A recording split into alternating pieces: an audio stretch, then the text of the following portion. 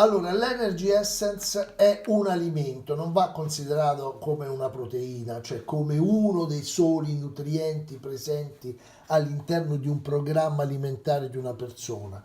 Una persona, qualunque sia l'età, ovviamente diventa maggiore l'importanza del tipo di alimentazione che noi facciamo in base all'età e al momento storico della vita in cui ci troviamo, per cui noi abbiamo una placenta che ci nutre quando siamo nella pancia di nostra madre, poi avremo una mammella che ci nutre con latte naturale, quindi prima preleviamo direttamente dal sangue materno, anzi la placenta condiziona il sangue materno, la madre, condizionandola con degli ormoni che la placenta stessa produce. Poi la donna incomincerà a produrre il latte che nutrirà il piccolo bambino, e nel latte ci sono dei principi nutritivi fondamentali di un'importanza anabolica particolare, da cui proprio noi andiamo ad estrarre quelle proteine che a noi servono poi per nutrire i nostri pazienti. E parliamo delle proteine a lento rilascio e delle proteine a rapido assimilazione.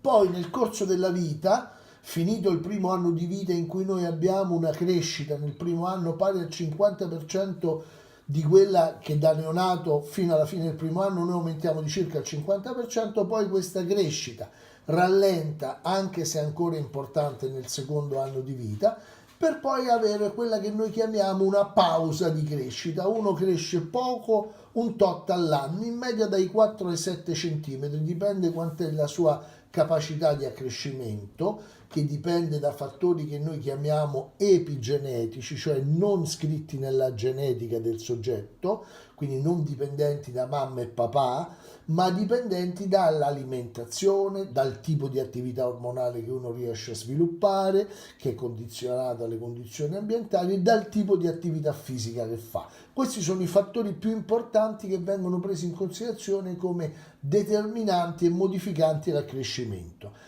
Perché se noi andiamo a vedere quanto una persona cresce dopo il primo anno di vita, e questo accrescimento poi avrà un suo massimo nel periodo puberale, intorno al periodo puberale, una persona praticamente può crescere quanto è alta la mamma e il papà, più o meno un certo quantitativo di centimetri. Finita lo scatto puberale e il periodo immediatamente post puberale, uno non cresce più a livello di altezza, ma deve mantenere quelle masse muscolari e quelle caratteristiche anatomiche che ha raggiunto nel momento, tra virgolette, migliore della propria vita, che è intorno ai 18-20 anni, nella cosiddetta maturazione sessuale ormonale. Poi dopo, da quel momento in poi, fino a 30 anni, uno mantiene uno stato di benessere senza nessuna fatica. Dopo i 30 anni incomincia a ridursi il testosterone, ricomincia a ridursi l'attività ormonale degli ormoni femminili. Infatti diciamo che una donna di 31 anni già ha un ovaio con degli ovociti più piccoli.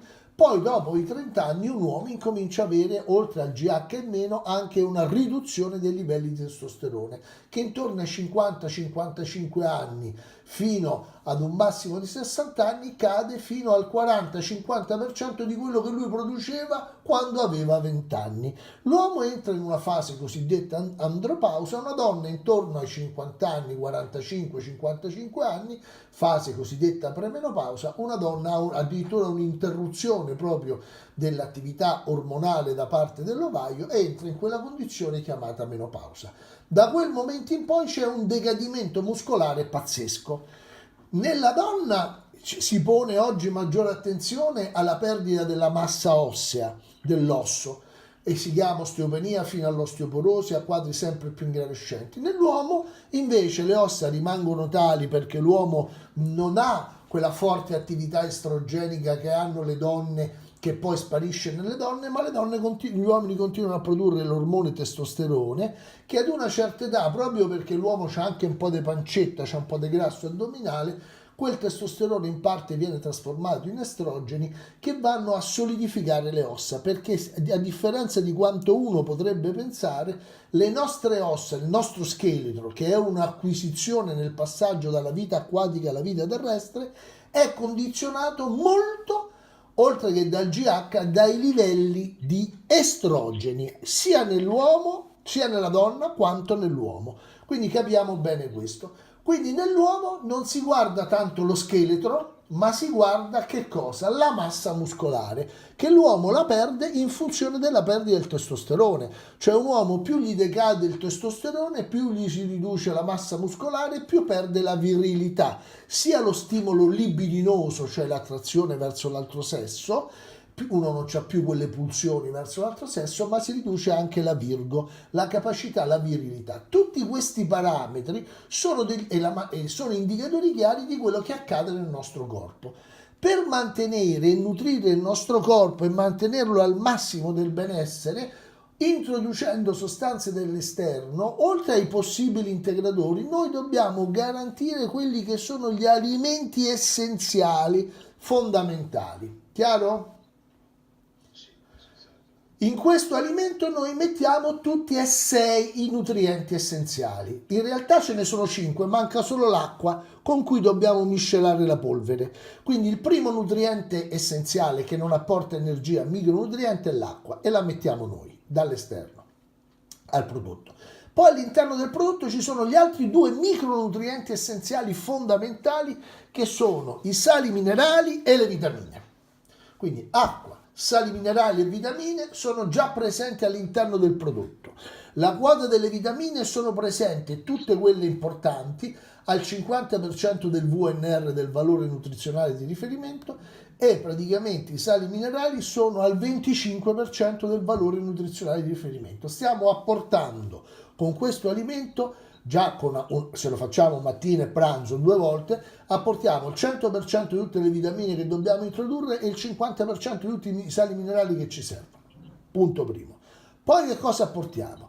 Apportiamo i macronutrienti, cioè gli alimenti che apportano energia, che sono carboidrati, grassi e proteine.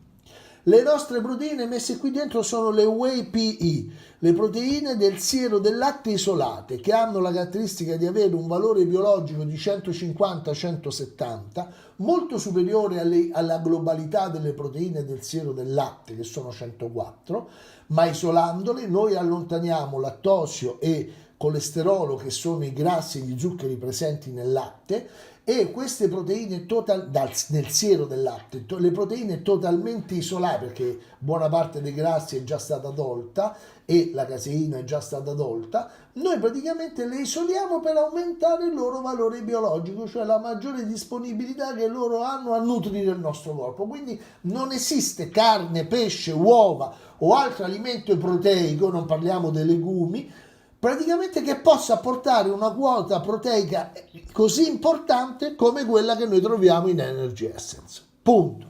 Poi che cosa c'è? Ci sono i grassi a catena media, i trigliceridi gli MCT, i trigliceridi a catena media. I trigliceridi a catena media vengono immediatamente assorbiti nel nostro organismo, portati attraverso il sangue portale nel fegato, attraverso la membrana dell'epatocita, la membrana mitocondriale, e vengono presentati all'interno del mitocondrio come acidi grassi di rapida utilizzazione, senza impegnare trasportatori. Quindi non è condizionato dai livelli di carnitina, non spende carnitina, non disturba il metabolismo degli altri grassi. Questi acidi grassi a catena corta forniscono energia immediata. Questo cosa ci fa risparmiare?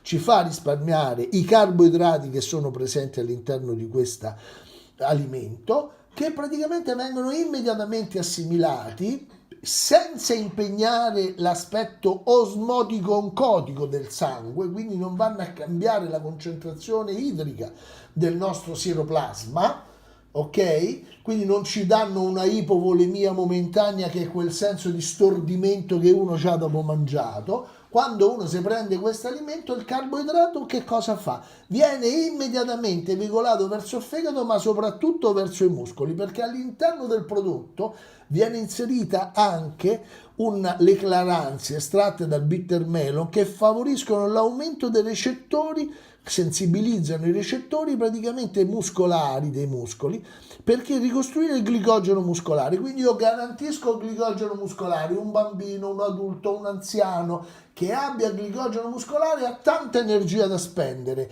e l'amico gli dice: oh, ma tu non ti stanchi mai, ma come cacchio fa? Ma ti prendi qualcosa? Questo è il concetto che dicono le persone.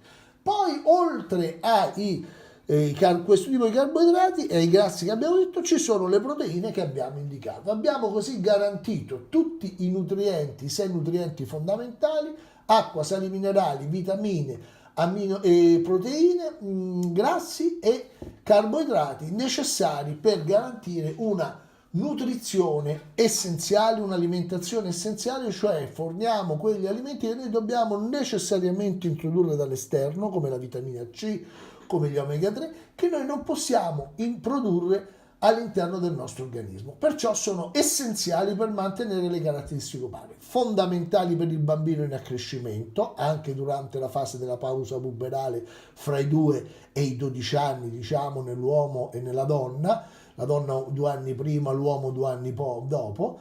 Sono ideali nel periodo di accrescimento staturale, nello spurt di crescita, nello scatto puberale della pubertà che dura in media 2 anni. Nelle donne comincia dall'inizio della pubertà e nell'uomo invece casomai nel periodo medio puberale, cioè 2 anni dopo, solo così che l'uomo si avvantaggia in quei 2 anni in cui ancora non parte la pubertà e quindi ogni anno cresce in media di 3-4 cm per anno.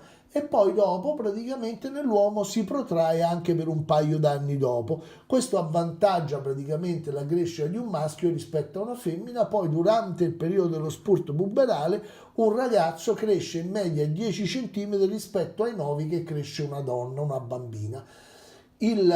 Lo scatto puberale di solito garantisce ad una bambina e ad un uomo il 17-18% di tutta l'altezza finale della vita. Quindi questo alimento fondamentale, essenziale, che noi dobbiamo garantire praticamente ai nostri piccoli pazienti, a noi stessi che siamo anziani, ai ragazzi in pubertà o a chi fa tanto sport, diventa fondamentale. Chiaro?